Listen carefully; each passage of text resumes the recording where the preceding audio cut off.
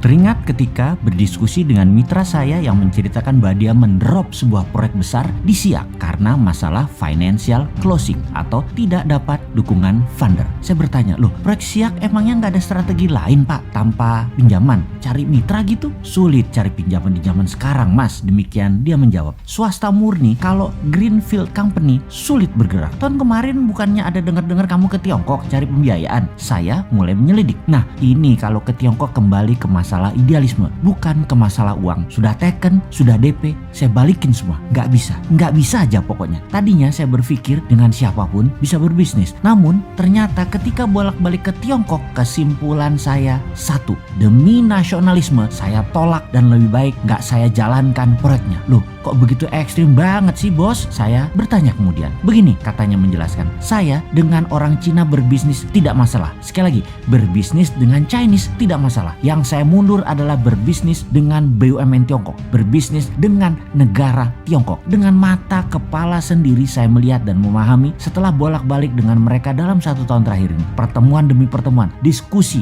dan menyaksikan sendiri apa dan siapa mereka. Tiongkok itu membagi dua secara global bisnisnya. Dalam negeri, swasta yang mengelola, yang bermain kira-kira 80%. Luar negeri, BUMN Tiongkok yang bermain hampir 90%-nya. Pemerintah dukung dana, dukung fasilitas lainnya ke BUMN Tiongkok untuk menggarap luar negeri. Dengan 1,5 miliar manusia di Tiongkok, mereka memerlukan pangan dan kerja buat penduduknya. Tiongkok membuat grand strategi dan policy. China is not a country. China is civilization. China itu bukan negara, tetapi komunitas. Diaspora Cina menguasai seluruh jagat raya. 2-5% di sebuah negara, pasti diaspora Cina berada di sana. Dan bagi mereka, yaitu Tiongkok, melihat mereka semua itu adalah satu civilization yang bisa dimanfaatkan akar budayanya. Lalu saya perhatikan, semua yang kerja di luar Tiongkok, BUMN Cina, semua muda-muda, masih single, paling tua, tidak lebih 35 tahun. Target mereka jelas, karena terucap oleh pemimpin mereka. Mereka itu akan dijadikan diaspora, nggak usah pulang kalau perlu. Single, kawin dengan penduduk lokal, baik Cina diaspora atau pribumi lokal, nggak masalah. Lebih murah bagi mereka, orang-orang itu tidak pulang ke Tiongkok. Targetnya seluruh dunia, setiap negaranya akan dinaikkan diaspora Cinanya double dalam 10 tahun ke depan. Misalnya di Indonesia, diaspora populasi penduduk berasal dan keturunan Chinese ada 3%-an kira-kira.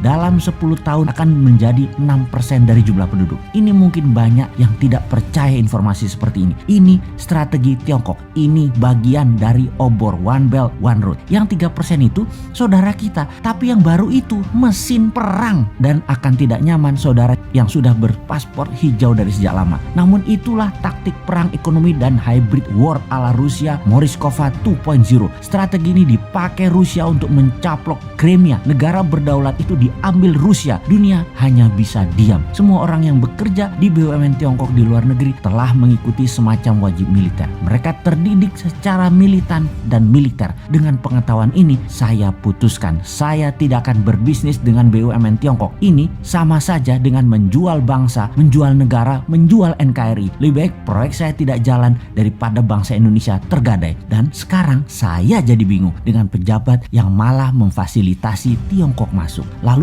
BUMN Indonesia dengan BUMN Tiongkok bekerja sama. Diaspora tadinya sebentar lagi jadi ancaman nasional. Ini soft threat. Banyak yang terbuai uang, terbuai proyek, namun menggadaikan kedaulatan bangsa. Saya miris dengan ini semua. Dia melanjutkan monolognya. Saya berharap ini semua karena by accident dalam tanda petik. Karena alfa, karena lupa, karena pejabatnya lupa, karena ketidaktahuan pejabat. Namun kalau ini by accident dengan sengaja melakukan Cinanisasi, memasukkan diaspora Cina baru, akan mengikuti juga pastinya, yaitu faham yang berbeda dengan Pancasila, faham komunisme. Menurut saya, rakyat rasanya tidak akan diam nih.